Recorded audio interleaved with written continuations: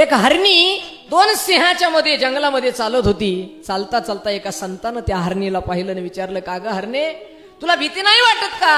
हे वाघ हे सिंह तुला खाऊन नाही टाकणार का?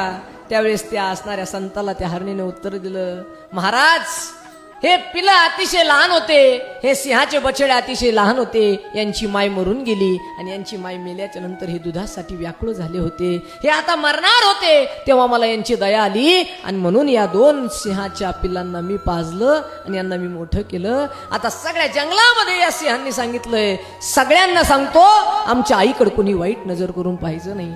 त्या हरणीनं त्या सिंहाची मदत केली आणि हा सगळा प्रसंग त्या हरणीनं त्या संताला सांगितलं. संताला सांगत असताना हा प्रसंग झाडावर बसलेल्या एका पोपटानं ऐकला आणि पोपटाला वाटलं, अरे आपण सुद्धा अशी काहीतरी मदत केली पाहिजे. असं पोपटाला वाटलं, म्हणजे आपलं चांगलं नाव होईल. म्हणून झाडावरच्या पोपटानं खाली पाहिलं तर खाली एक साप पडला होता, त्याच्या पोटामध्ये एक काटा घुसला होता.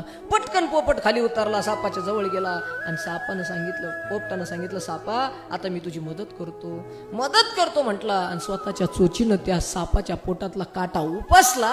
जसा काटा उपसला तसा साप सावध झाला, जसा सावध झाला तसा सापानं लगेच त्या पोपटाला दंश केला आणि पोपट खाली पडला आणि तर पडायला लागला.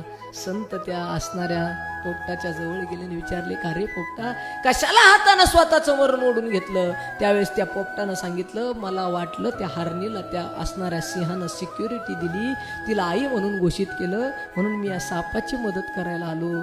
माझ्यासोबत असं का घडलं महाराज? त्यावेळेस त्या संतानं सांगितलं, अरे मदत करायची असेल तर सिंहाच्या पिल्लाची करा, विषारी लोकांची नाही. मला हे काय सांगायचंय, आपल्याही जीवनामध्ये तुम्हाला ही कोणाची मदत करायची असेल तो उपकार ठेवणाऱ्यांची करा, अपकार करणाऱ्यांची करू नका. नाही तर या समाजामध्ये आपण केलेले उपकार लोक एका मिनिटात विसरतात आणि आपल्यालाच त्या ठिकाणी त्रास द्यायला सुरुवात करतात. ही गोष्ट लक्षात ठेवा.